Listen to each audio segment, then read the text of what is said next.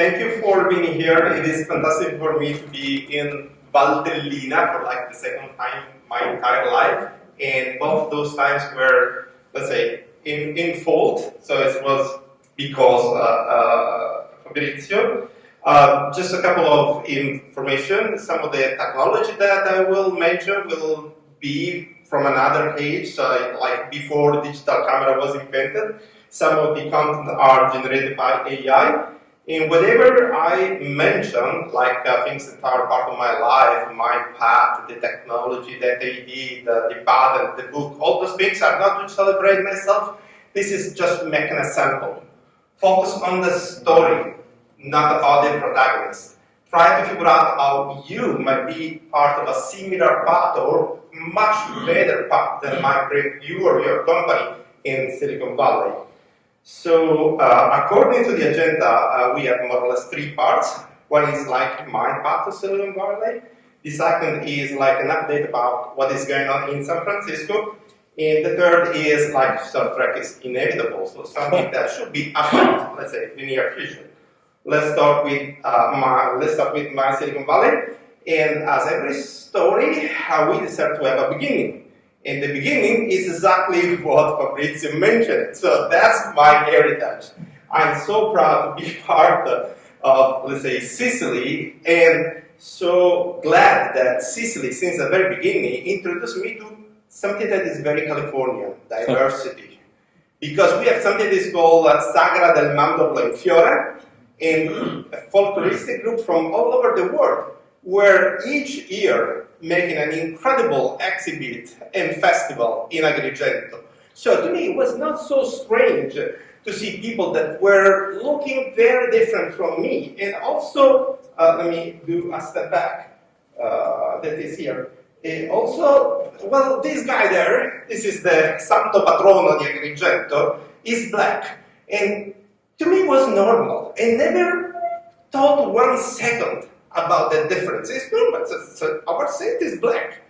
So again, this kind of inception in my mind was some of the, I don't want to say, let's say, good lesson, but something that helped me a lot to blend myself with Silicon Valley and the United States in general.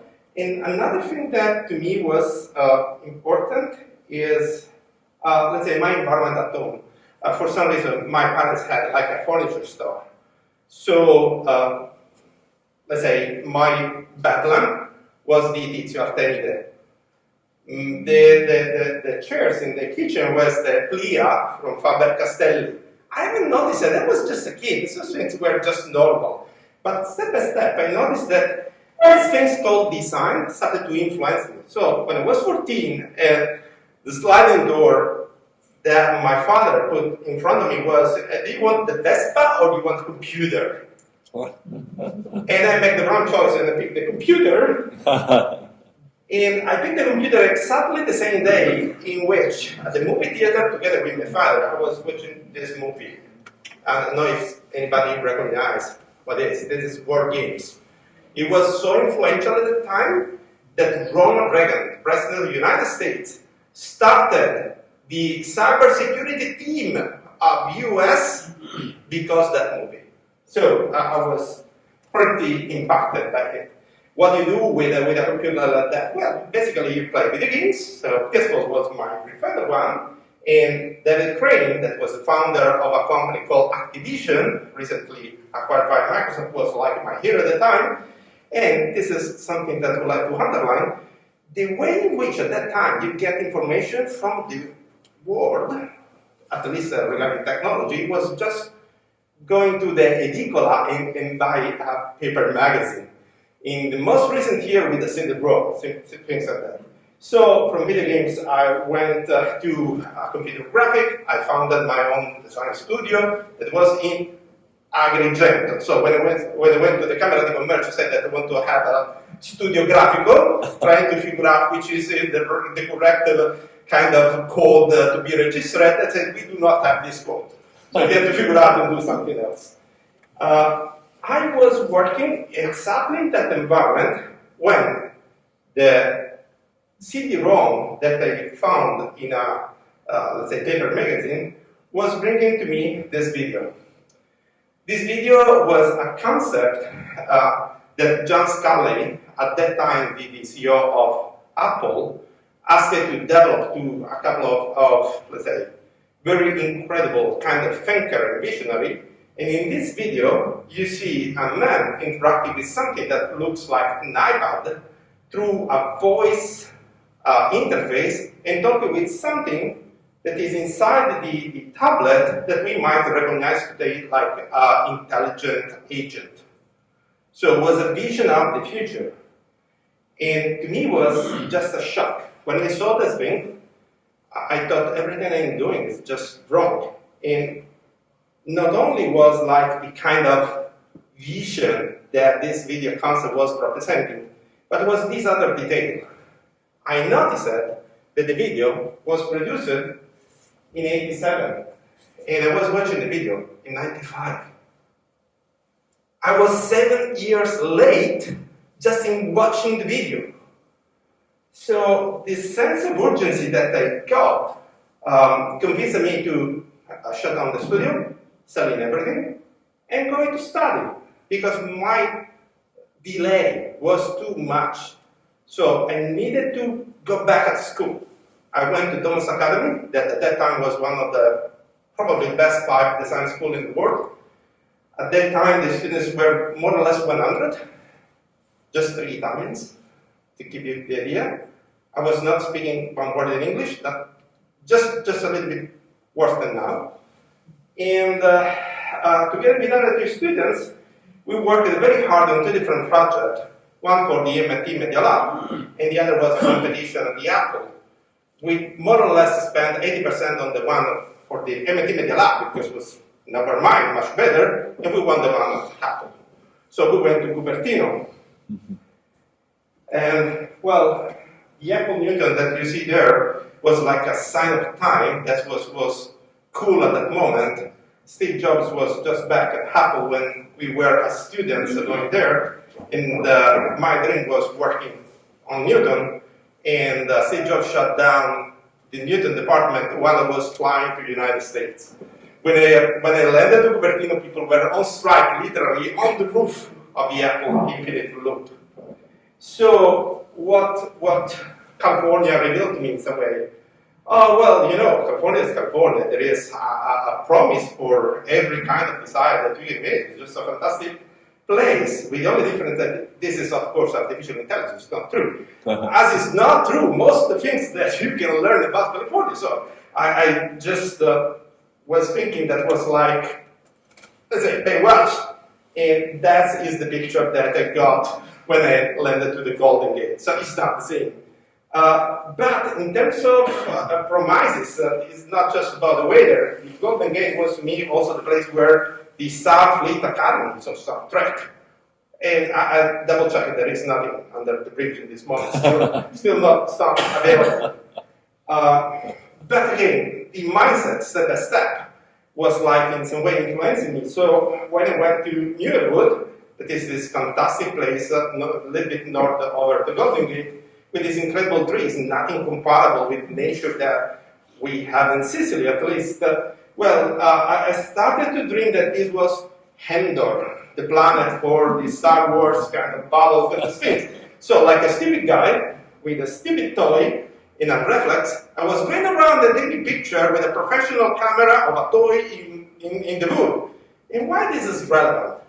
Because people started to stop us and asking if we were from Lucasfilm, trying to figure out something about the next movie of the saga. And this was a little bit shocking, but also super interesting if you think about it, because whatever you do, people take you seriously. And they think that whatever is the crazy things that come to your mind, you can make it. And again, it's a little story, pretty silly, but to me it was like, this is a place where maybe thinking and desiring and having a vision might have some kind of potential path to win. So the three things that basically I found in California was the same color palette, but let's say Fabrizio already spoiled that.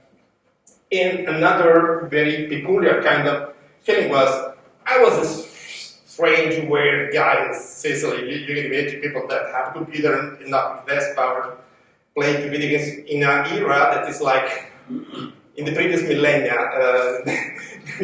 from the numeric standing point.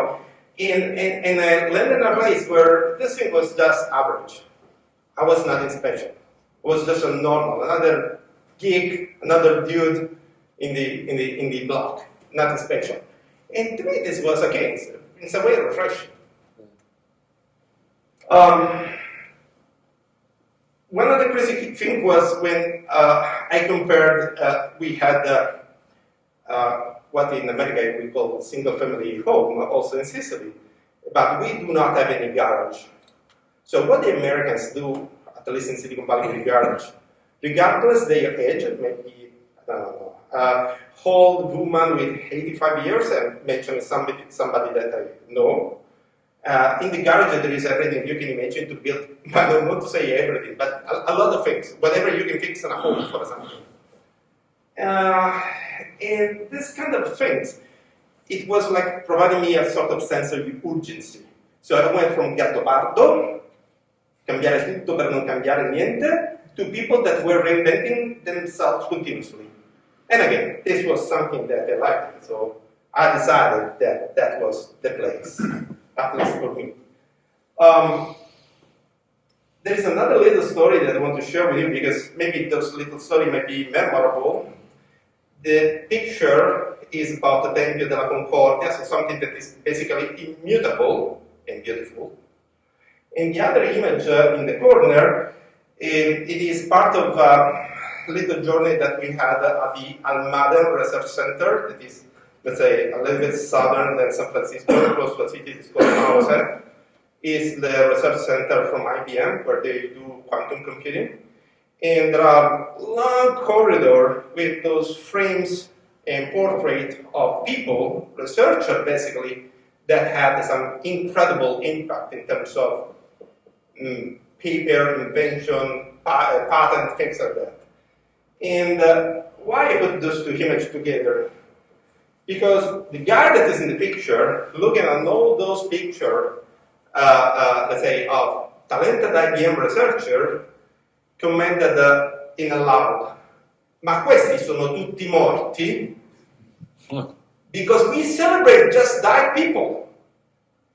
We do not celebrate enough our inventors, our researchers, our achievements, our companies, something that we are not so good in doing. So in our mentality, again, at least I'm talking about myself, about Southern people that might relate to me, the idea that there is an entire gallery of people that are celebrated for their achievement was pretty new. So I found in Silicon Valley basically a sort of Sicily, in some way, in which, let's say, in my lifespan, I can see a little bit of future. Because I'm sure that Sicily is today like it was 20 years ago when I lived. But when I left, but basically, I had no time to wait. The image in the background is this guy, it's Steve Jobs. And this is the garage in which Apple was founded. And, well, most of the things that we may do in a startup right now start much better than that. Of course, now Apple is one of the most valuable companies on earth, second, third, things like that. And the incredible work that they built is probably, I don't know, the most beautiful building of the modern age, things like that. However, it took 50 years. So things takes time. Also, if you're one of the most celebrated genius on earth. Second step is an update about what is going on in San Francisco. And we might start from all the horrific kind of news about the wildfire, the potential earthquakes, and all the news that make this area a pretty scary place. And if I put together this image, homeless and poverty, drugs, with this other one, that is about the wildfire. This is an image of a couple of seasons ago in which the sky, it literally was completely orange, completely natural in San Francisco. Well, putting together those things, the way in which I feel I can share with you the update is basically I consider San Francisco as part of California. California in general, a sort of sandbox of the future that we want to buy, we want to create. And well, the challenges that we have to face are exactly those one: climate change. And it's not the homeless, it's a new kind of economic and social model. It's like some of the economic model that we experimented as humanity in the past worked pretty well for a while. I'm a big fan of the economic model that we have right now, let's say capitalism. But let's say we are at the end of the path of this model. And the new technology that are coming are asking aloud a different kind of solution. And we will see also why in the next few slides. I want you to fix those images in your mind, because that's San Francisco today. And starting from that, and I feel those images are pretty shocking, I would like also to pick your brain on this simple fact. It's easy to imagine that in California you can have a person that is 10 times richer than any Italian. Why is it so difficult to think that there are people that are 10 times poorer? And what brings those people there? Well, housing and healthcare are part of the reason why that level of poverty is so incredible and difficult to understand for us.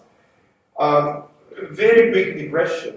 If you try to figure out on this map about cost and quality of the healthcare, where the United States stands and where Italy, for example, stands, well, probably it's easy to imagine that we are the green and they are the red. And from another point of view, this might be a list of incredible opportunities. Why they don't work from the standpoint of the public healthcare or healthcare in general. Navigating the system is complex, finding a doctor anytime, anywhere is almost impossible. Getting insured it brings some difficulty. Get the correct diagnosis, like almost impossible. Well, try to consider this pain, this difficult, this missing piece of their healthcare system as an opportunity, for example, for our startup.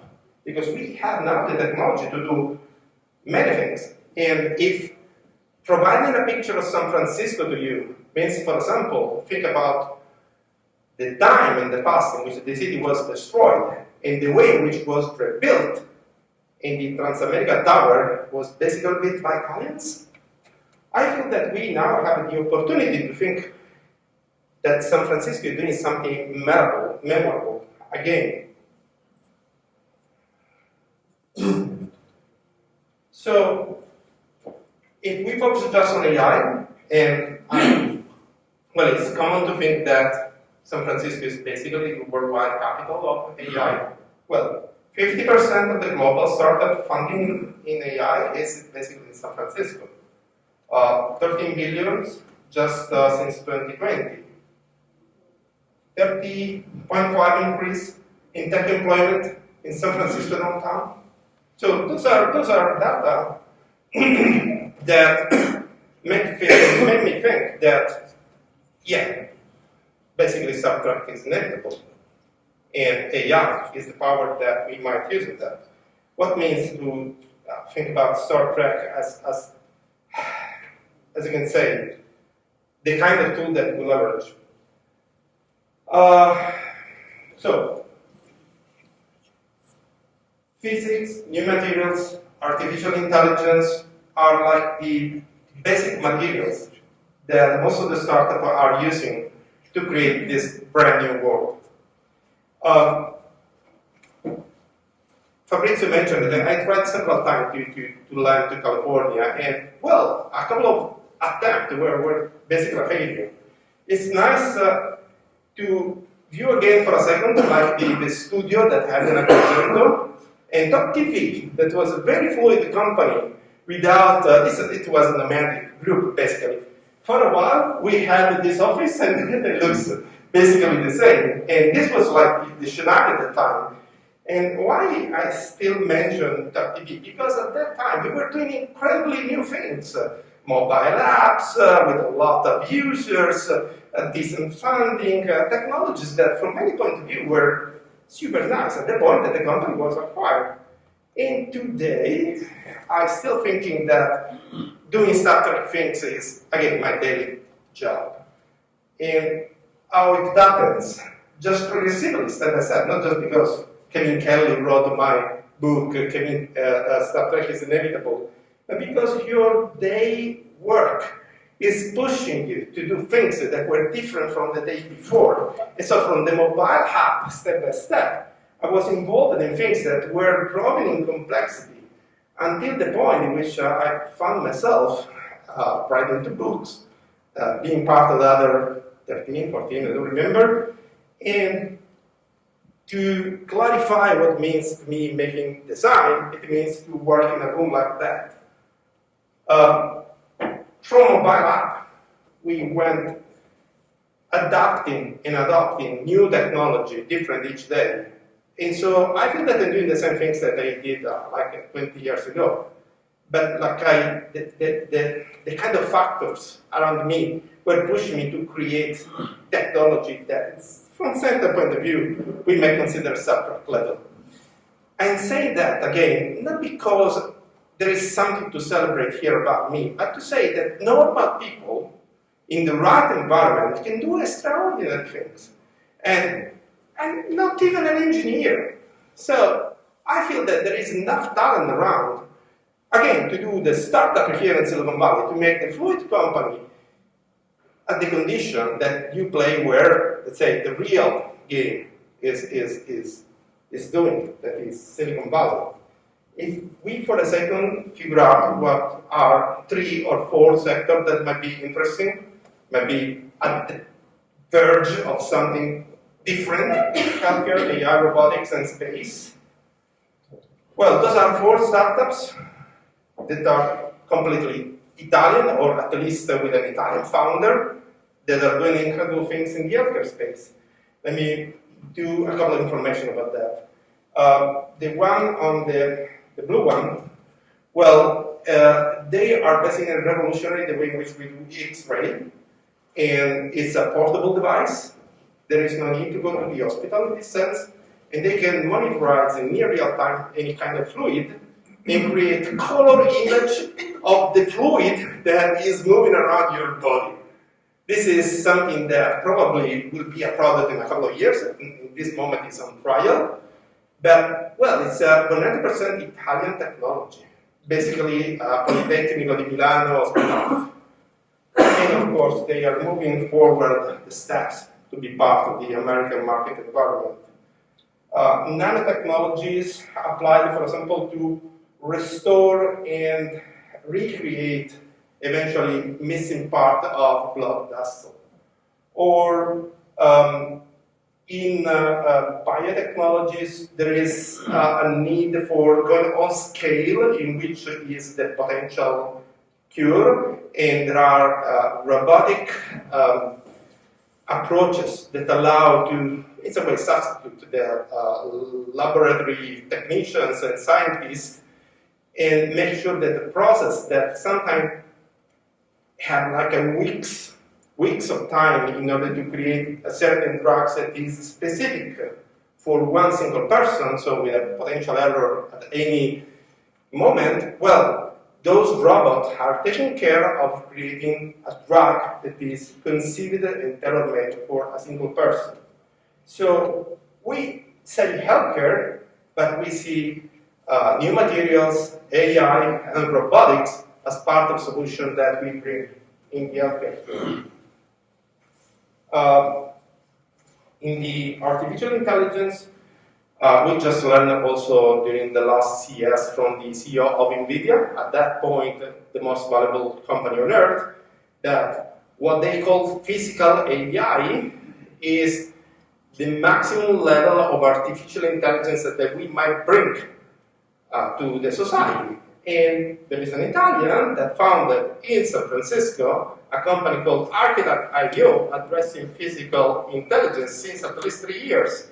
And those people come from Google ADA. That was the research center embedded into Google, basically as like the sister of DARPA. So from, let's say, the maximum level of research in the military space to Google, and the team that was founded in Google a couple of years ago, it is doing physical AI. And in artificial intelligence, we may see many different levels of application. I'm not suggesting you to create the next large language model to be the next ChatGPT. This space is already taken, but you may leverage the existing tools to do incredible things.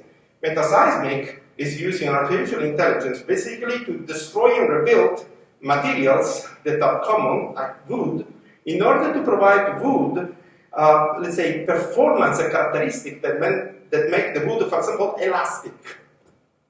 That is incredible. You can absorb shock. You might use wood in packaging to transport, for example, complex or variable environment. Carus, well, they use artificial intelligence basically to speed up the process of building new nuclear plant. If you want to build let's say, a monoreactor nuclear plant, it costs more or less $50 million, and 40 millions are about documentation. It's not the actual construction. It's respecting all the standards and making sure that you know not only how to build the nuclear plant, but also how to run the nuclear plant safely. And they are using artificial intelligence to address the 40 million cost. And of course, artificial intelligence, it is creating an incredible demand of energy. And we have Italian companies, very well established, like Jetra, 75 years this year, that are creating the transformer that in this case is not about the software, but it's about the physical hardware to power those server power. Robotics, those are all Italian companies doing incredible things in robotics.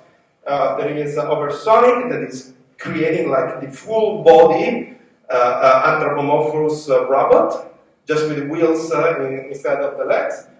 But we have Auto Robotics.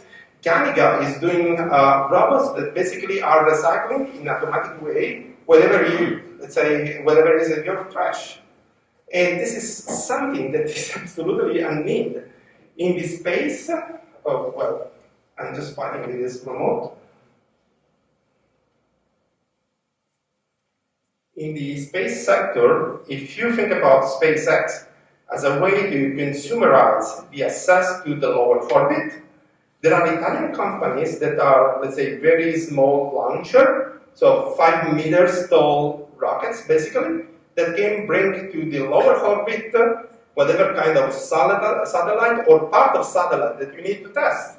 And we have companies in Italy in space that are doing things that are just incredible. There is a company that is recharging satellite, firing lasers to the solar panel of the other satellite in the middle of the space, going around Earth at a certain speed. So, yeah, Star Trek is inevitable. In some way, we are just living part of this kind of dream. And when people say to you, this is the fresher summer of your future, in this sense, I can say this is the last generation that is not natively AI enhanced, and it is not living in a situation in which robots are ubiquitous. In Sunnyvale, very close to my house, I live in Palo Alto, but it's like 10 minutes drive, there is an entire factory building humanoid robots. And they are already shipping the robots for factories, including at BMW in Germany. Of course, I mentioned the homeless situation as like the signal or something that may be much more complex to tackle.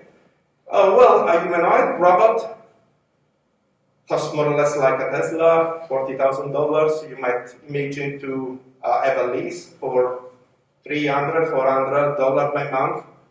put on it all the software that you can imagine, the most expensive ChatGPT version that is completely compatible, by the way, and you have a robot that works 24/7 for an average cost that is much lower on the minimum wage. This is something that we should consider. It could be scary, because you can think that a robot will steal your job, or you might say, well, so I can actually create my own business, leverage this kind of technology. Might be incredibly useful, also because we know that there are tons of work that are basically on demand, on season, in the hospital, in many factories. I just went to Brianza, in the classic study that heard we do not have the specialized people to work in our factory. And of course, this is a challenge, but it's also an incredible opportunity. So nobody before us had those tools available. So we should tackle something relevant and make this thing valuable. I suggest you double check everything that comes out from gaming. That is very valuable. When I say that, it means that whatever hardware you are leveraged to use artificial intelligence basically comes from gaming. Nvidia becomes the most valuable company on earth because they started to work on the acceleration board a lot of time ago. Whatever spatial computing, physical computing kind of things that come to your mind basically is, I don't know, a sophisticated version of Unity that was created for gaming technology. There are a lot of things that we might learn experimenting in digital sandbox, like the one that gaming is proposing us, and of course evolving those things, not just stand on gaming, move forward. Omniverse, that is the most sophisticated platform for simulating the real world that you might have available at this moment, made by NVIDIA, is made with the approach that, of course, it is heavily influenced from gaming, at the point that some of the format or files are open source format that were designed together by NVIDIA and Pixar. So, let's say we should pay a little bit of attention to that. So, why Silicon Valley matter to you? That was the title. I'm going to close. Well, we should consider how fast is the future. There's a couple of books and a couple of futurists that have a lot to say on that. You should consider that this is the new normal. Considering also that having a server farm that develops artificial intelligence services is something that you might have on your desk, not necessarily on cloud. Again, NVIDIA presented that the last TS. This is the trend. Physical AI passing through the agents are the next following steps. And again, it's not my words. This is the CEO of NVIDIA. And at least to me, well, this is the place to be. And those images are a little bit nicer than the one that I shared with you earlier in this presentation. Just think a second about the fact that it will be not easy, whatever you decide to do, because let's say the entrance barrier is high. Innovit, that I never mentioned in this presentation, but it's like my day job, it could be one of the tools that you might leverage. Fabrizio mentioned it earlier. Just remember that the expectations are pretty high. So, whatever is your industry, if you are not leveraging physics, AI, new materials, or whatever you're doing is not cutting edge on the technology side, I don't think there is enough space for that idea. Trash it and think something that is more ambitious. And saying that, I've done.